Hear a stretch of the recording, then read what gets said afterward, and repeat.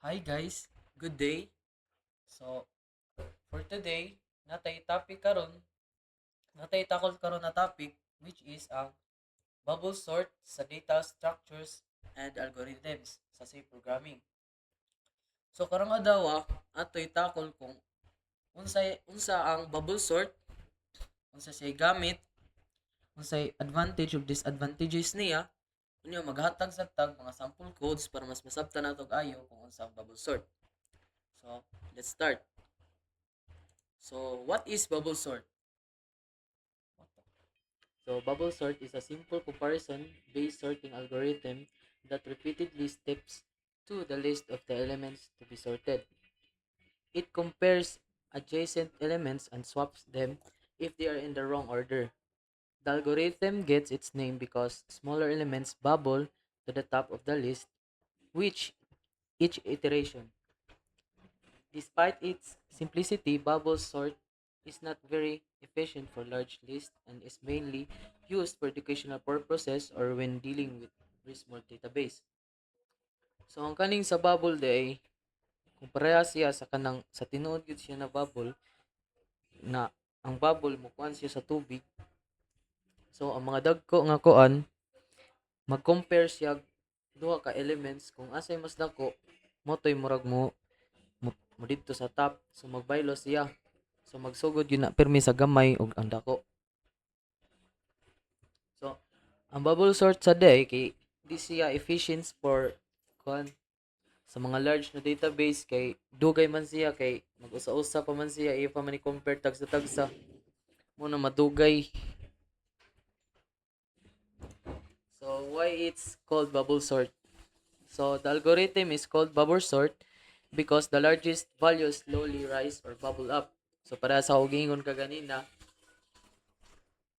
ang dako nga value mo ay mo dito sa top. So mo dito gid siya sa kung sa kuan pa mo dito siya sa right side the end of the after each pass. Similar to how bubbles float upward in the water. So, yung ganiha. As the algorithm compares and swaps adjacent elements, the biggest number moves to its correct position at the top or end of the list. This bubbling movement is what gives the algorithm its unique and memorable name. So, how bubble sort works? Bubble sort works by starting at the beginning of the list and comparing each element with the one next to it. So, motong gingon ganiha nga i-compare niya ang value sa element sa tapad niya na element. So, the algorithm then moves to the next pair and repeats the process all the way to the end of the list. After one full pass, the largest element ends up at its correct position. The algorithm then repeats the process, each time comparing fewer elements until no more swaps are needed and the entire list is sorted. So, how bubble sort works? So, muna step by steps. So, number one is start from the beginning of the list. So, dito get start cute. Number two is compare the current element with the next element. Three, if the current element is greater than the next element, then aton na siyang iswap. Number four is move the next pair of adjacent elements and repeat steps by steps. Number five is continue this process for each pair of adjacent elements in the list. Six is after the first iteration, the largest element will have bubbled up to the end of the list. So repeat the above steps for the remaining elements, including the last sorted element. And the last one is continue this iteration until no more swaps are needed, indicating that the list is fully sorted. So nata diri example, for example kaning nata element na 5, 1, 4, 2, 8 sa atong array. So pinakauna nato buhaton diri ta sa first pass. So na diri nakabutang ang 5, 1, 4, 2, 8. So dako man ang 5 sa 1 sa first element nato, ang 5 mas dako man sa atong second element. So nga to buhaton diha, ato siyang i-swap. So muna ni ang 5 ato i-swap sa 1, maning nahimo ng 1 5. Nya sa ikatulo na pod na swap nato ato na sa di-compare ang duha. So maning 5 ug 4. So mas dako man ang second element niya kaysa sa third. So ato na sa ni-swap, maning nahimo na siya 1 4 5. Nya sa ikaupat na sa na element, ang ikatulo nga element ato na sa di-compare sa ikaupat. So mas dako man ang 5 kaysa sa ikaupat na element. So ato na sa siyang i-swap. So maning 1 4 2 5. Unya sa atong ikaupat na element, mas gamay man siya kaysa sa ikalima nga element, so di na nato i-swap siya. So makita nato diri na ta mag second pass, so diri na ta magsugod na sad sa ikaduha na element. So ato makita diri nga ang ikaduha na element kay mas dako sa ikatulo. So diri na sad ta mag swapping na puta diri. So ang kaning 1 4 2 ato na sad na siya himuog 1 2 4. So na-fix na siya andere. Makita na sad ta sa ika-upat na element ug mas dako pa ba ang ikatulo sa ikaupat. So kay sakto naman siya ang pagka-arrange niya. Gamay naman siya padako. Di na nato hilabtan. Makita na sad ta sa third pass. So sa third pass sad wa man gyapon nabag-o kay sakto naman kay siya. Mayan di na nato siya hilabtan. Pero diri kita magsugod diri sa first ug second element, second ug third, third ug fourth, fifth ug sixth. One first element ug second, second third, third fourth, fourth fifth. Nya ang kuan na result na niya. So why it is important? So while bubble sort is not the most efficient sorting algorithm, especially for larger list, kay sa atong agingon ganiha madugay pa siya kay tagsa-tagsaon niya. It serves as a foundation concept for those new to computer science and algorithmic thinking. Its simplicity makes it a greater starting point for understanding how sorting algorithms work. Moreover, it is in place sorting capability. It doesn't require additional memory space. Can be advantageous in memory constraining environments. So, nindot na siya o magsugod pa ka sa sorting algorithms kay sayo naman siya nimo kitaon pero ang nakakuha na niya kay dugay siya mahimo. So natay flowchart diri sa atong bubble sort kung sa iya syntax. So mag-start ta diri sa kani sa bubble sort. So mo ni siya ang pag-start sa process sa bubble sort nga algorithm. So sunod nato kay kaning set n equals length of array. So giset nato ang n para kung unsay kadaghanon sa elements array. Kunoy example na kay kung na kay 5 ka numbers, so n equals 5. Kung na kay element kunuhay na 5. So diri na ta sa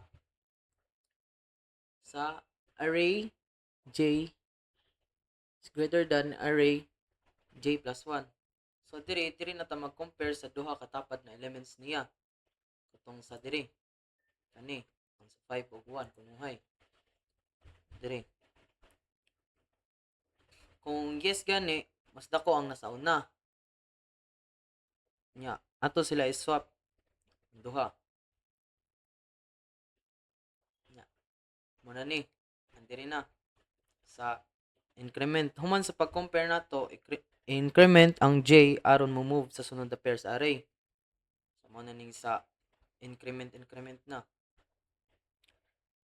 So sunod nato buhaton ana. Tima nato increment diri. Kung yes kay siya, madiri siya sa j is less than n minus I minus 1. So kung yes gani siya, mubalik siya compare sa step. Kung no, human ang usa ka pass. Nya reset na sad nato ang J diri sa clear J equals 0. So ato i-reset ang J sa 0 para magsugod balik sa unahan. Diri na sad ta sa increment I plus plus. So human sa usa ka full pass, increment ang I aron ang pinakadako nga value kay naa sa tumoy. Mga dili na iya pilang sunod na pass.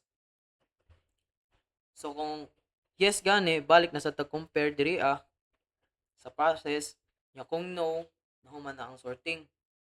Diri na siya sa end nato, which is ang ordered array.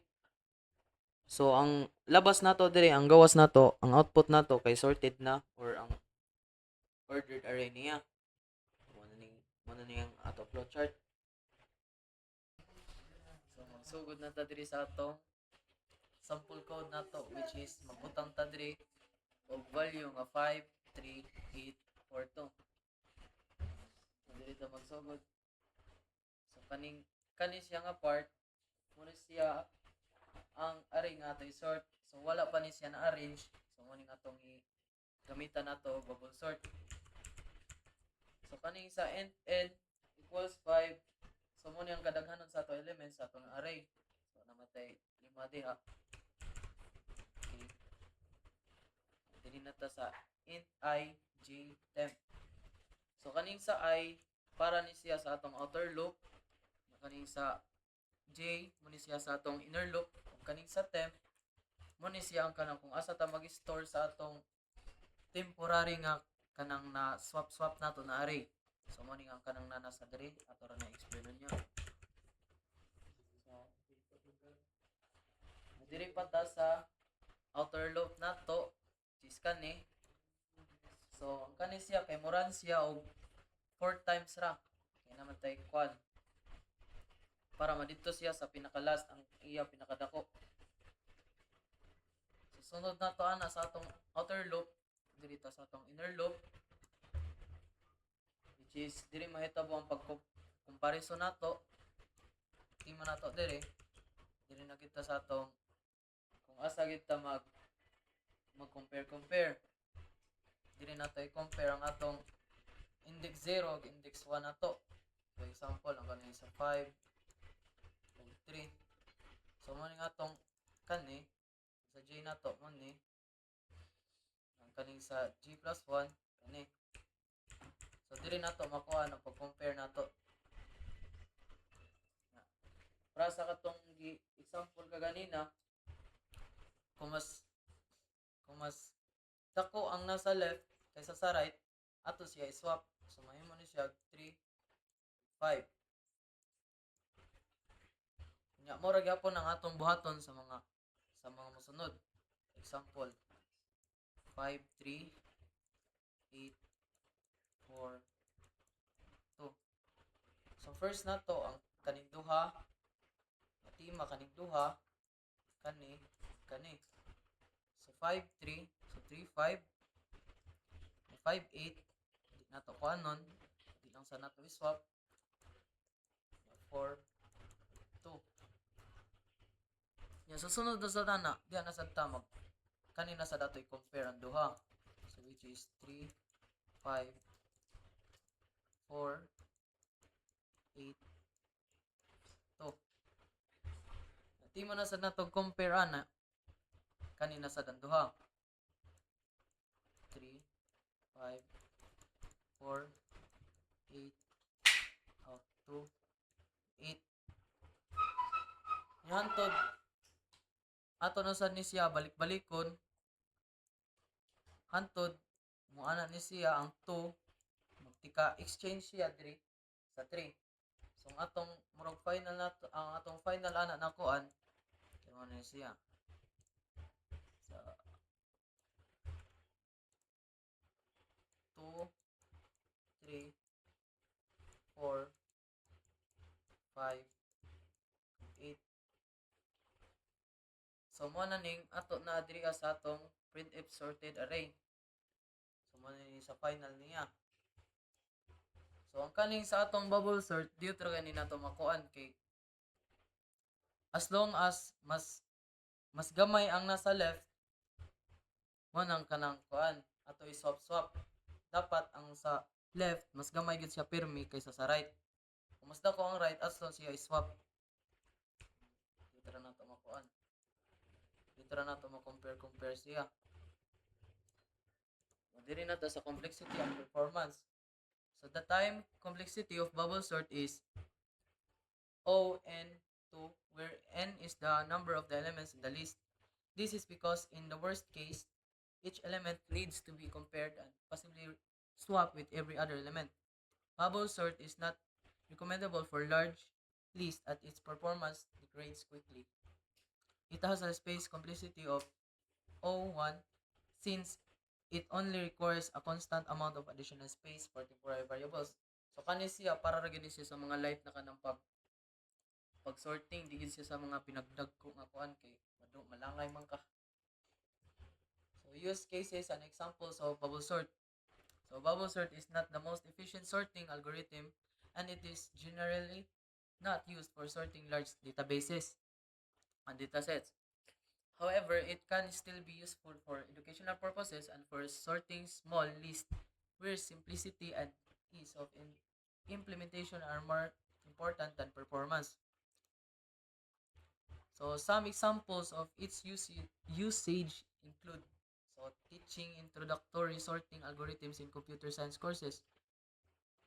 Kaduha na to kay sorting small list in scenarios where code simplicity is prioritized over speed.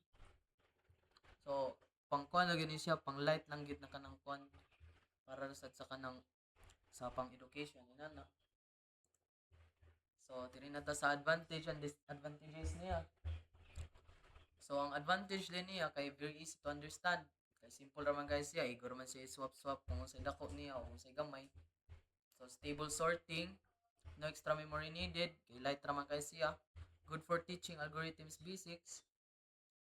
Kay di ba sayon ra siya. Disadvantages niya kay very slow for large list, kay tagsa-tagsaon man gyud niya swap tagsa-tagsa. So not suitable for real world large databases and performs many unnecessary comparison. So diri na ta sa conclusion niya, which is bubble sort is a simple sorting algorithm that repeatedly compares and swap adjacent elements until the list is sorted. While it's not very efficient for large data sets, it serves as a good introduction to sorting algorithms and can be useful for educational purposes. It's important to note that there are more efficient sorting algorithms available for real-world applications. So, mora ditong sa atong sa topic nato nga kaning sa bubble sort. So, simple na kay siya. Basta kay ang kuan niya, ang pinakagamay gyud dito gyud sa pinaka left. Nasa left niya ang dako na number niya dapat nasa right. Hantod sa ma-arrange siya sukad sa pinakagamay kutob sa pinakadako. So, mora dito tanan. Thank you.